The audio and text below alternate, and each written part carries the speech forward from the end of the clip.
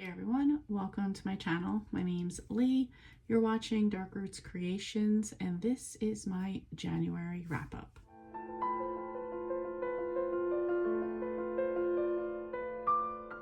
So it's January 3rd. I have just finished my first book for 2026. This was The Tenant by Frida McFadden.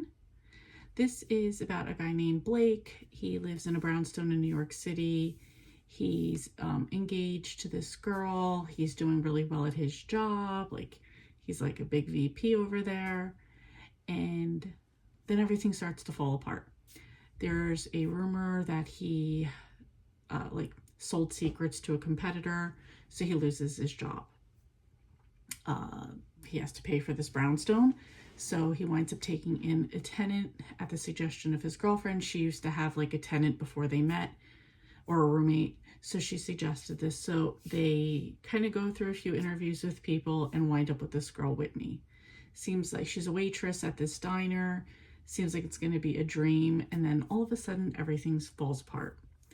And Blake's life just keeps spiraling, and before he knows it, it is out of control, and he's not sure what to do about it. That is the plot of the story. There's a twist that happens that I didn't think was necessary, but there's almost like a little side story. So I'm like, okay, it's going to go somewhere.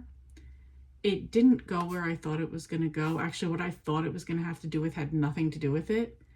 But there was like a second twist at the end that was good. It kept my interest the whole time, but just that twist part just threw me off and never really followed up where I thought that it would. So I'm gonna say 3 stars for this one. It was good, but that just threw me off, and then what I thought was gonna happen didn't. I'm gonna leave it at that. I don't want to spoil anything if you want to read it. It was still good, just not where I thought that it was gonna go. And like I said, that twist, I thought something else was going to have to do with it, and it didn't. And then we never really went back to it. So it just seemed like it was a too convenient twist. Anyway, that was it. It was still good though. Glad I got my first book under my belt. Glad I got another Frida McFadden done. And now I need to get on it because apparently I'm in a read along and I have a couple more buddy reads and books are coming in from the library. So I got to get more done, but I will catch up with you when I get another one read. Okay, ignore that I look like a mess. I'm a mess right now. So it's Thursday, the 8th. Just finished another book, and my first Nora Roberts. This is Hidden Nature. I'm going to read to you what it says. Natural Resources Police Officer Sloan Cooper and her partner had just taken down 3 men preying on hikers in the western Maryland mountains. Driving back, she pulled in at a convenience store and walked right into a robbery in progress. One gunshot from a jittery thief was about to change her world. After being shocked back to life on the operating table, she has a long recovery ahead, so she moves back into her parents' peaceful house in Heron's Rest. As for the boyfriend who dumped her via text while she was still in the hospital, good riddance. She may be down, but she's not out. So when a woman vanishes, leaving her car behind in a supermarket parking lot, Sloan searches online for similar cases. She finds them spread across 3 states. Men and women, old and young, the missing seem to have nothing in common, and the abductions keep happening. Luckily, the new man in her life shares a passion for solving this mystery, but it will take every ounce of endurance to get to the dark heart of this bizarre case, and she's willing to risk her life again if that's what it takes to stop the horror. So that is what it's about. So yeah, so the woman Sloan, she's rehabbing. One of the cases is something close to home to her. So because she's kind of like recovering and she can't do anything, she decides to work on this case, and she's putting them all together. There's a new set of brothers that moved from New York City. They're from a well-to-do family. One's a lawyer. They just didn't want to follow the path that their parents wanted them to follow. So they moved. The older brother moved here. Theo, the younger brother, moves here, and they start like a reconstruction business. I very much loved the home improvement aspect of this. Sloane's parents, they do like Airbnb sort of rentals, so they're always fixing up houses. They're always like refurnishing, that type of stuff. And now the two brothers, they're working on that as well. I really think that she has a passion for like the home improvement, interior design, like that aspect of things. She puts it in a lot of books. I particularly loved it when she did it in the In Boonesboro series, and I was getting the same vibes in this one of that type of improvement. Really enjoyed that aspect of it. I enjoyed her family a lot too, and Theo and the other brother whose name I just cannot remember right now, them coming in and sharing their lives too. The murders are crazy. I don't want to even, I don't even want to spoil why or what they're doing exactly. I don't even want to spoil what they're doing, but yeah, they're just crazy. They're like batshit crazy. Her more than him, it is a couple. That's not really a surprise because that's how you're introduced to them in the story. But yeah. Anyway, I think this was like more of the journey than anything else. That's it. I really enjoyed it. Like, I don't want to give anything away because there is like that suspense thriller aspect to it. The romance was pretty light, I feel like, as far as like spice level, very light. And again, I actually really liked her solving the case, working on the different cases of the people getting murdered, figuring out why and what was going on with that, and like the home improvement, fixing up the houses. I really enjoyed that part of things. So anyway, I give this one 4 stars. Don't know what I'm moving on to next, but I will let you know when I'm done. Okay, so I'm at work. I just finished Edge of Evil by J.A. Jance. This is the first book in the Ali Reynolds series. I got pressured into reading this. This is part of Storm's, from Storm Reads, her big overall J.A. Jance reading group. They've only read the first Ali Reynolds, which was Edge of Evil. They were about to start the second one, so I got pressured into it, but it was all good because I really love this book. So this is about a woman named Ali Reynolds. She was like a TV broadcaster.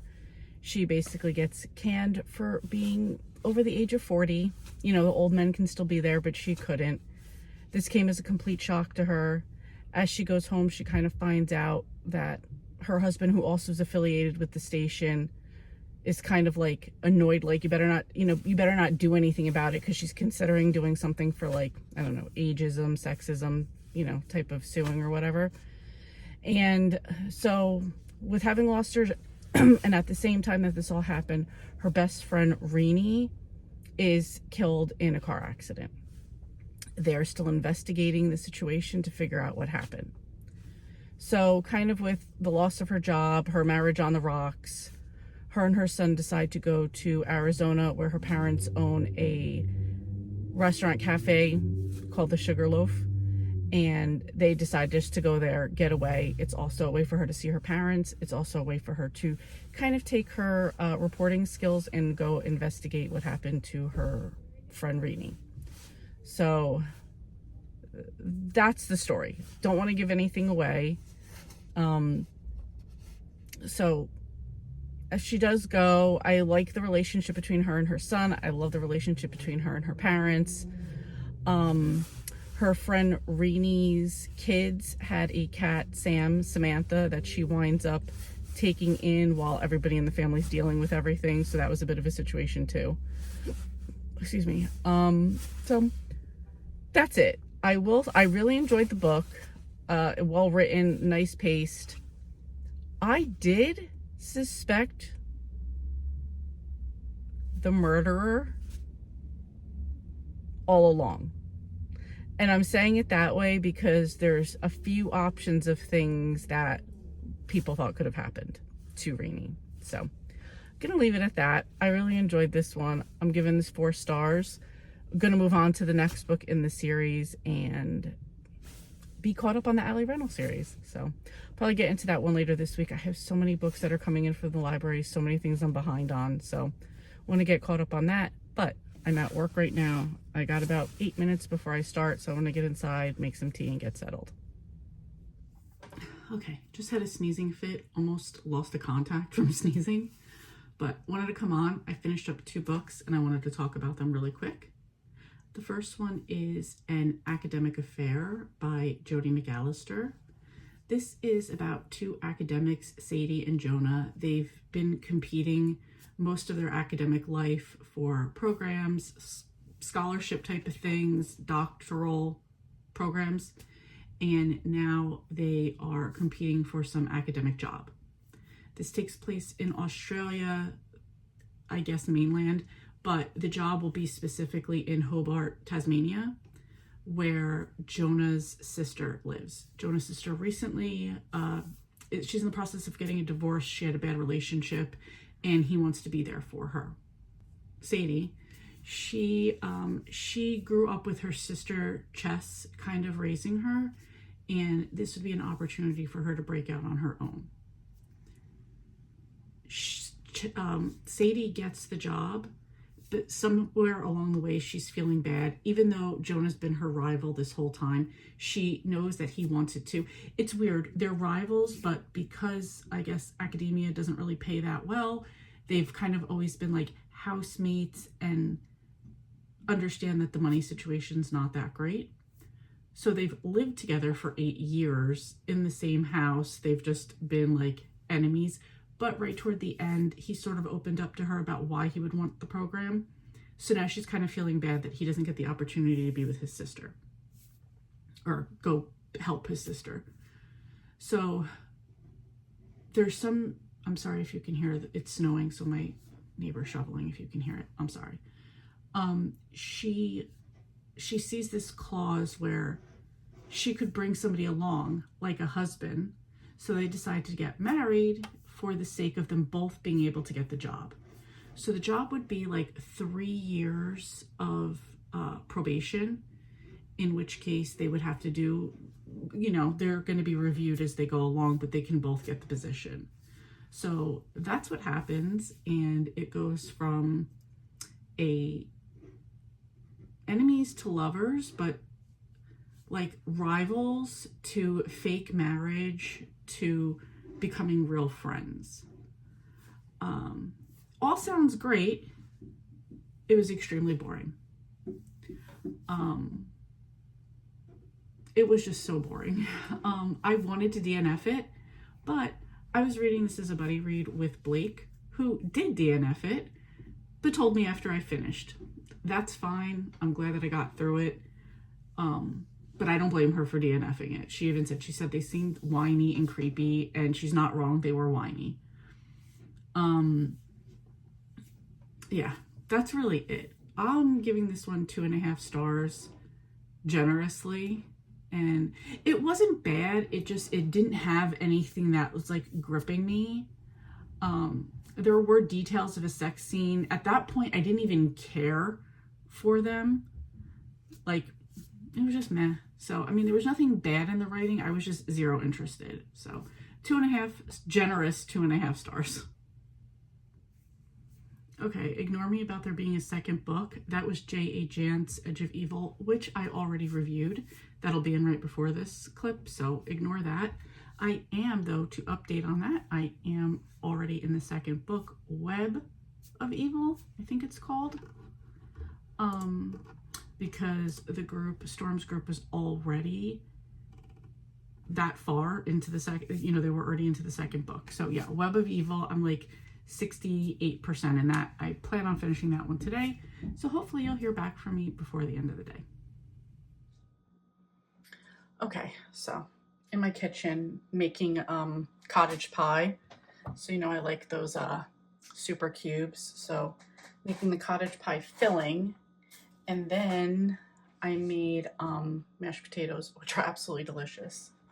So waiting for all that to cool, put it in the freezer, and then I'll have that to go. So then when I want to make them, I'll take out one of the cottage pies, one of the mashed potatoes, put them on top, heat it up, blah, blah, blah. Just a side note.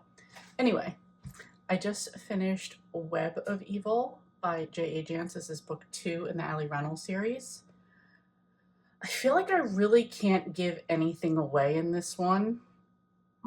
Let's just say Ali finds herself, it absolutely picks up where the first one left off, There is another murder in the beginning. So when the books start with the first, like, the preface is like the details of the murder, and then the book starts. So same thing happened with this one. And in this one, she is very involved in the situation. I really can't say anything more. This takes her back to California from Arizona. She has a friend, Dave, who was like a cop. He's back in this one. Her parents. They actually come on the road a bit. So does her son, Chris. Yeah, it was really good. I can't really say anything that happens, though. But I will say, and I know a lot of the girls in Storm's group, ladies in Storm's group, agree that Allie can be a little bit careless, and I do agree with that. She's very, puts all her information out there on her website, her blog, which is stupid. She also gave out a lot of information at points in this one as well. However, I absolutely love the writing. I love the pace of the story. I almost feel like I'm like watching a TV, like listening to a TV show. It's really good. So again, I'll say 4 stars for this one. I don't know when I'll be reading the 3rd book. I think I don't even remember how many books it said there were in this particular series, but I know the group is reading in some kind of order that they've made up. I see that this was like the 21st book on their list because they've read all the other ones together. I think they've like read like the Beaumont and the Brady series, and now Allie Reynolds is in there. So I will jump back in, although I'm sure some people, Esther Jane, is going to try to pressure me into getting into the rest of the series, or the multiple series. But I think right now I'm just going to stick with Allie. I felt very overwhelmed. I'm feeling very overwhelmed with my reading. I had a lot more buddy reads than I would normally do. Kind of trying to work around my books. At times I can listen a lot when I'm at work. It's been busy at work for me, so that hasn't happened. So I think I'm just going to keep on the pace. Part of one of my goals for this year is to learn to say no to things, and I don't do that. So anyway, gonna finish this up. Gonna wash my hands. Gonna set this aside to cool. I have a whole thing of dirty dishes over here that I got to take care of. So it's also 5:52. I need to figure out what we're doing for dinner. Dinner's actually going to be whatever's in the fridge. This is a book review, so I'm going to shut up now, and I'll talk to you guys next time. Okay, just finished another book. This is Creep by Jennifer Hillier. Let me tell you what it says. It says, a popular psychology professor in Seattle, Sheila is an expert in human behavior and a well-liked educator. But nobody knows the secret she keeps hidden, not even the love of her life, Morris. And she needs it to stay that way or she could lose everything. But Ethan Wolfe is impossible to resist. The graduate student is brilliant, charming, and seductive as hell. He's also Sheila's teaching assistant and 16 years her junior. Ignoring the risks, they begin an illicit affair that lasts 3 months until Morris asks her to marry him. Determined to get her life back on track, Sheila commits to a future with her fiancé, a man she's not sure she deserves. But Ethan doesn't take rejection well. When the body of one of Sheila's students is discovered floating in Puget Sound, a young woman Ethan was rumored to have dated, it's clear that the graduate student has secrets of his own, and he's not about to let Sheila get away. Dude, that's it right there. This was so good. Yeah, I mean, that's not even Sheila's only secret. She's got a couple, that's not Ethan's only secret. They've both got secrets. The fiance is trying to reconcile with his son. Oh, and then on top of it, Ethan also has his own girlfriend, Abby. There's so much. I can't even say, go read. If you like dark themed thrillers, this was really good. This is book 1 of 2, so I can't wait to get to the second one. This was just so good, and I just finished it. So super creepy. The cover fits. And Creep is for the song Creep by Radiohead. I think that's who did it.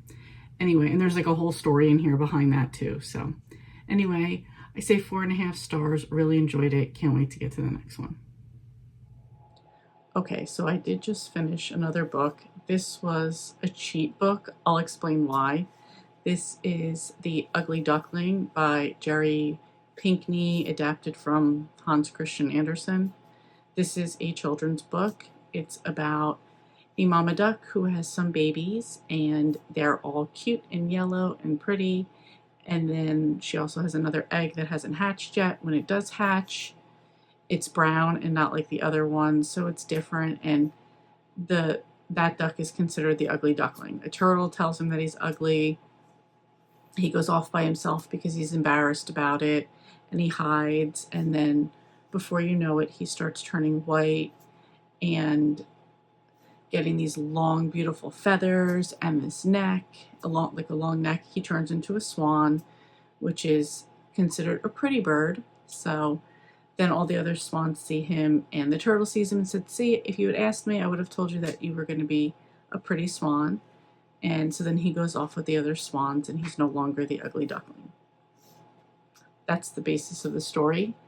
The reason I read this one is because I am participating this year in Melmac's Around the World Reading Challenge, and one of the prompts was to read a book featuring a bird or with a bird on the cover. This did both.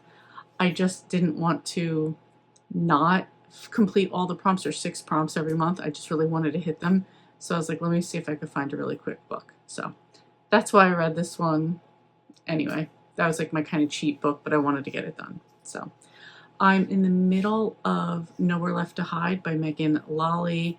That's my buddy read, and I'm halfway through. We discuss it on Thursday. It's currently Tuesday, and I will finish it up after that, so I will have that one done by the end of the month. I'll come back and I'll talk about that one then. Okay, so I have 2 books to finish out the month of January. The first is a novella. This is Silent Echo by Liv Constantine.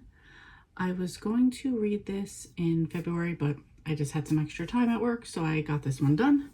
This is about a woman named Charlotte who one day she drops her son off at daycare, finds out that there's some horrible accident that happened with a school bus, and her son is, all the kids in this school bus accident, the school bus driver, everybody is dead. So she loses her son, Sebastian. She's absolutely devastated by it, as expected. But then she's looking through some social media posts, and she sees a class photo, or like a bunch of kids. Oh, it was a birthday party. She sees some kids at a birthday party, and one of the kids looks exactly like Sebastian. And from this moment on, she's now convinced that Sebastian is still alive. So she makes it her mission to like go past police, kind of go around it and try to figure out what's exactly going on, if anything's going on. So you've got that side of things, and she still has her husband, and she has a daughter, still a teenage daughter, I think she's like 12 years old. That A, kind of got neglected in her depression, which is understandable, but B, also she's now kind of like pushing them. I'm sorry about the glare on my glasses.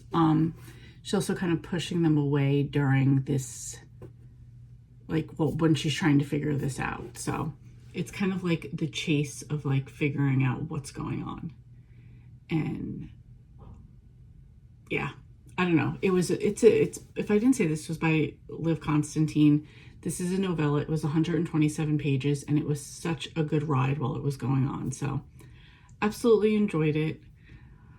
Would recommend. I love Liv Constantine. So side note though, also while we're on the subject of Liv Constantine, I did not realize, but I just found out recently that, I love The Last Mrs. Parrish by Liv Constantine. I recently found out in September there was a second prequel that came out, which is kind of like the origin story of Jackson Parrish, and he's the bad guy in The Last Mrs. Parrish, and it's kind of like his origin story. So, I mean, if there's anything I do love, it is a villain, and a villain origin story as well. So I added this to my TBR and I will be getting to this one soon. If I didn't already say, for Silent Echo, I gave that one 5 stars. Okay, and the next book that I finished was No Place Left to Hide by Megan Lally. I'm going to read you what it says about this. This is a YA mystery thriller. And it says, to Brooke, image is everything. She works hard to maintain perfect grades, perfect looks, a perfect life, especially after the incident that threatened it all. Getting into her dream university puts her that much closer to a fresh start. How can she say no to celebrating with all her classmates? Hanging out with her crush by the bonfire is the perfect end to the night. Except it isn't the end. An old truck starts aggressively tailing Brooke and her best friend on the isolated road toward home. Someone thinks they know the truth about the incident, and they won't stop until it's all out in the open. This terrifying drive is about to bring out Brooke's worst fears, if she survives it. That's pretty much all I would want to say about it anyway, because I don't want to give anything else away. I did buddy read this with somebody. We will talk about it on Thursday, but yeah, so good. So it is in a dual timeline. You do hear about what happened in the past at the incident, like leading up to the incident, and what happened right after that. You have the current story of what's going on, graduation. Everybody found out like if they're getting into their schools, so they're throwing like an Ivy League party, because that's, I guess, this like private school that they all go to. That's kind of like the schools that they would be getting into. And she goes with her best friend, her crush is there. And so you hear the current timeline story, and then as they leave the party, there is this truck that's following them and pretty much terrorizing them. And so you have that past, the present, and then you get like a final, I don't want to say it, but you get like a final, like an epilogue in a very particular way of people talking about what happened then and in the current. So I've read one other book by Megan Lally. I think That's Not My Name, and I enjoyed that one as well. That was also a buddy read. Really enjoyed them. Not really that into YA right now or anymore, but I have to say I have enjoyed both of these books so far. Yeah, I don't know what else to say because I don't want to give anything else away. I gave this one 4 stars. I would definitely read another book by her. And I think Megan Lally has another book that's coming out for 2026. So that's it. I will put a picture up here of the 9 books that I got finished in January. I thought I would get more done. I thought I would get other things done, but I'm fine with the progress that I made. So far this year isn't going as hustle as I thought it would. So hopefully we'll get a little bit more of that going in February. But of course, right now I'm starting to not feel too good. So I'm actually just going to listen to my body right now and just take it easy. Hopefully that'll help me get through this, and then we can move on. So let me know how you guys did in January. Let me know what was a favorite book for you, or maybe your least favorite, or maybe a book you thought you were going to love and you wound up DNFing. I'm always interested in hearing about what everybody's reading. Yeah, that's it. Thank you so much for watching, and I will see you next time. Hey, thank you so much for watching. Your support means a lot to me, and I love connecting with our amazing community. If you enjoy my content, please like and subscribe to stay updated with my latest videos. Thanks again, and I'll see you next time.